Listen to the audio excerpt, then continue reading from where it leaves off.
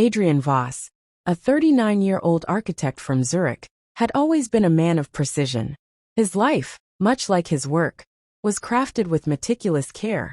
From the luxury buildings he designed to the pristine art gallery-like home he shared with his wife Elena, a gifted art dealer with a magnetic charm.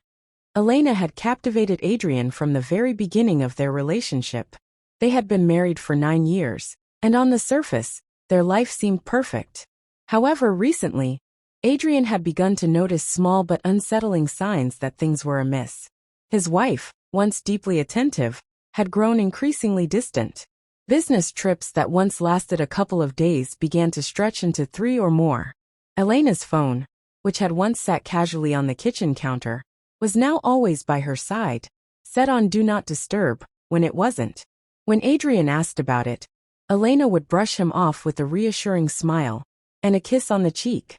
For months he ignored the signs, convincing himself that his suspicions were unfounded, a product of his own paranoia. But one night, everything changed. As Adrian worked late in his office, a forgotten detail set the wheels of his plan into motion. Elena had left her laptop open on the dining table, and a message popped up on the screen. "Can't wait to see you again. Last night was incredible. T." Adrian froze. T? Who was T? His heart raced, but his mind remained calm. Adrian clicked on the notification, and what he saw confirmed his worst fears. Thomas Klein, a prominent art collector from Berlin, was not just a client, as Elena had often claimed, but her lover. For the next week, Adrian did not confront Elena. Instead, he observed. He took note of every excuse, every late-night call, and every carefully worded text message. It all led to one undeniable truth. Elena and Thomas had been seeing each other for months. Business trips had been their cover, and Thomas's Berlin apartment was their secret meeting ground. Adrian hired a private investigator, who confirmed his suspicions with pictures of Elena entering and leaving the apartment, her guilty expression clear. But Adrian wasn't consumed with rage. Not yet. He had a plan. Rather than confront Elena in anger, he would expose her betrayal, unravel her carefully constructed life, and dismantle the world she had built with Thomas. The first step was psychological. He wanted Elena to know that he knew, but only on his terms. One cold Friday evening, Adrian watched Elena enter Thomas's apartment building from his car, parked across the street. Calmly, he dialed her number. "Hey, Elena," he said, keeping his voice steady and cold. "I'm standing outside your lover's apartment. I'm coming up to beat the crap out of him. You'd better get dressed and get out of there before I arrive." There was a pause, and then Adrian heard her gasp. She tried to speak, but he ended the call abruptly. Adrian stepped out of his car and walked to Thomas's door, holding a sledgehammer in one hand, not to use, but as a symbol of the destruction he was about to unleash. He didn't ring the bell. He didn't knock. He simply stood there, leaning against the doorframe, waiting. Inside, Adrian could picture the chaos unfolding.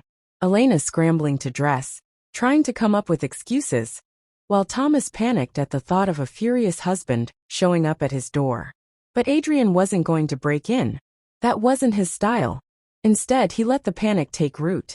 He walked back to his car, grabbed a black trash bag, and left it at the front door. It was a silent message they couldn't ignore. With that, Adrian drove off, knowing that Thomas and Elena would spend the rest of the night in fear, wondering what would happen next. The following morning, Elena sent the first frantic message. "Adrian, I know you're angry. Please, let's talk. It's not what you think. I made a mistake. Let me explain." Adrian didn't respond. Silence was more powerful than words. Elena didn't know how much Adrian knew, or what he would do next. The uncertainty was slowly eating away at her. Meanwhile, Adrian turned his attention to Thomas. He had already uncovered the man's vulnerabilities. Thomas's inflated reputation in the art world, questionable business practices, and a string of discreet affairs with other women. Adrian decided it was time for the world to know the truth about Thomas Klein. He reached out to a journalist, a contact who had been eager for a scoop on the elite of the art world, and handed her a carefully curated file. Evidence of Thomas's financial misdeeds, testimonials from former clients who had been duped, and subtle hints about his affair with Elena. The journalist ran the story within days. And the headline was brutal: Art Dealer's Dirty Secrets, Fraud, Affairs, and a Fall from Grace. The fallout was immediate. Thomas's investors pulled their funding. His business partners distanced themselves. Clients canceled their contracts. The man who had once stood at the pinnacle of his career was now scrambling to salvage his reputation. Adrian, ever the strategist, made sure to send the article directly to Thomas's email with a simple message: "It's only just begun." But Adrian's plan wasn't over yet. He had used his skills as an architect to build a life of financial security, and now he knew how to dismantle one just as effectively. He discovered that Thomas had leveraged his properties to fund his lavish lifestyle, putting him dangerously close to insolvency. Adrian reached out to Thomas's creditors anonymously, providing them with proof of Thomas's unstable finances.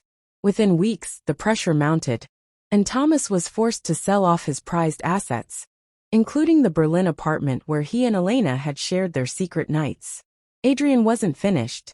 He filed for divorce, presenting the court with ironclad evidence of Elena's infidelity. Thanks to their prenup, Elena was entitled to nothing. When she received the papers, she broke down. She begged Adrian for forgiveness, showing up unannounced at his office, tears streaming down her face. "Adrian, please," she cried.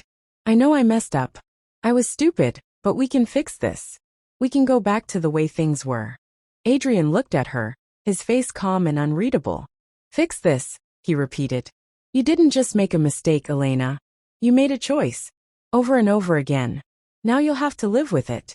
For the first time, Elena seemed to understand the gravity of her actions. Adrian walked away, leaving her sobbing in the hallway. His revenge wasn't just about punishing Elena and Thomas. It was about erasing any illusion of control they had over their lives. His final move was both symbolic and devastating. He bought the Berlin apartment that Thomas had been forced to sell, the same apartment where his wife had betrayed him. Adrian didn't need the property. It was a statement. Once the purchase was finalized, he sent Thomas a picture of the apartment's front door with the simple caption, "Mine now." Thomas's response was predictable: angry texts and threats. Adrian ignored them all. He had won, and there was nothing Thomas could do about it. Months later, Adrian had fully moved on. He sold the Berlin apartment at a profit and relocated to Milan, where he began designing a new luxury project, a boutique hotel that would become the centerpiece of his career. His thirst for revenge had long since been quenched. He had reclaimed his life, his dignity, and his peace. As for Elena, she had fallen from grace. Without Adrian's support, she struggled to find work in the art world. Word of her affair with Thomas spread, and her reputation was irreparably damaged. Thomas, too, faded into obscurity. His career and finances were in ruins. One day, Adrian received a letter from Elena. It was an apology, a long, rambling plea for forgiveness.